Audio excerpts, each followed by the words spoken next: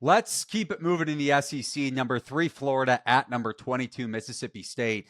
Gators open -4, -4.5. Very soft opener at DraftKings. But now, as we're recording this late Monday afternoon, down to 2.5. So a little bit of early money coming in on the Mississippi State Bulldogs. Florida upsetting number 1 Auburn on the road on Saturday, getting a ton of 3-point variance, but played very, very well, shooting nearly 40% from behind the arc without Elijah Martin. So the line movement could also indicate that Elijah Martin could be out for a second straight game for Florida. On the flip side, Mississippi State, you were on them. We discussed that game on the show on Saturday. They snapped a 2-game losing streak at Georgia as a small underdog. So what say you here, Justin? Again, a little bit of market movement, but also could just be related to Martin and his potential absence for a second straight game. Yeah, I heard some rumblings that Martin was 50-50 to go before the last game, and I still lost my Auburn bet. So cool. It's all right. That was one of like my few power bets or power 5 bets that didn't hit. But and again, I love that for the chaos of the scene and their futures odds dropping and everything feeling a little bit more open. And if Duke and Auburn could lose in the same weekend, couldn't they lose in the tournament? Yes. But yeah, I still like Mississippi State here. I still think it's a great place to buy into what Coach Jans and this team do, what Hubbard as a guard is going to be able to do. And again, if Martin's out and that's what this move is correlated to, then it's more than fair for a price 2.5. When I sent you what I was looking at, Eli, the KenPom number is at 5. But of course, if a key contributor isn't there, at home type of deal, been giving home teams a little extra love in the market, which has seemed fair in the last couple of weeks. So yeah, I think 2 is still fine. This Florida team, you want to talk about a spot, letdown off the big win against Auburn. That's the thing.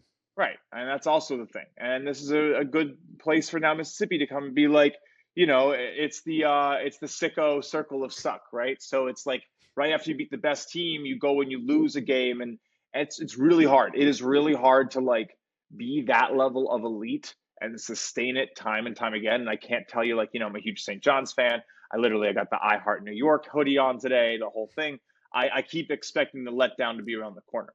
And so that defense is so good. Oh, yeah. We just saw letdowns for the 2 best teams in the country this weekend, right? Essentially. And now do you get the letdown for the team that beat the best team? I think so. Florida's climbing up. Get it done on the back of Walter Clayton, who we talk about St. John's. People hypothesizing about what it could look like if he stuck with Coach Pitino out of Iona. Small dyslexic moment. But Clayton's an amazing player. I just don't know if he can put the team on his back for a second straight game, especially with physicality and what Hubbard's going to be doing, essentially assuming he's going to have to chase him around all game. I don't know what else other matchup there is defensively. So I would assume that could bring some problems. That's a matchup to watch, man. I'm just going to have I want like a spotlight cam on those 2 the whole game, because those are 2 of the guys in the best conference in basketball right now. Absolutely. Just to play devil's advocate, I make this line around 2.5, so probably no bet for me. Florida on the offensive glass, we'll see about the letdown because that certainly plays a role into the handicap. Florida, 48th in second chance conversion percentage on offensive rebounds against the average opponent, that per Haslametrics. So not only great at generating second chance opportunities, but great at finishing. Mississippi State, 13th in league play in defensive rebounding rate. So if they can't clean up the defensive glass, Florida gets those second chance shots. What happens in terms of creating more possessions? And Florida also really good in that motion offense, generating action and scoring opportunities off cuts. Mississippi State per synergy about at the Division I average at defending cuts. So 2-parter here. A, Elijah Martin, does he play? Right. Also, potential Florida letdown. And then B, does Mississippi State maybe get exposed on the defensive glass a little bit? I'm with you spot-wise. It's hard to pass up the Bulldogs here, but considering I make the line around 2.5, I'm probably going to stay away. Yeah, I mean, again, for me, the market movement is more on the point that Martin's likely expected not to play. Like, it would be True. surprising for him to play. And I do think that you can give him a good 2 points. I am not in the school of thought where college players are not worth points. One of the biggest things I think I have a current disagreement with in the way the market is built and that teams are built. Certain players are worth plenty.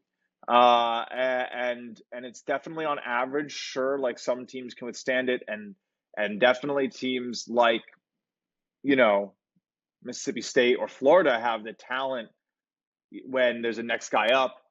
You still got 5-star, 4-star recruits everywhere. It's very different.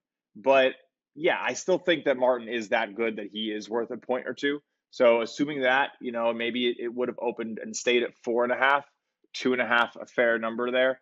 I still think my edge is very solid. I do expect this to be a game that, Mississippi State can come out and get a early lead. And I think there's probably real reason to take a double result.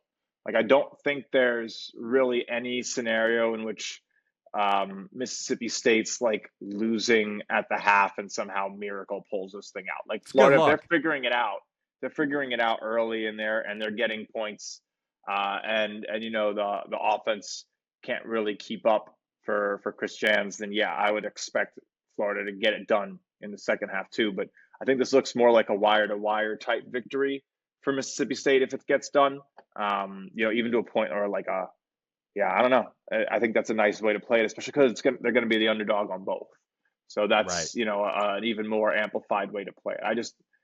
Florida can close games out. That they're good, right? That's what separates good and great teams is closeout. So I'd actually say Florida's great in that sense, right?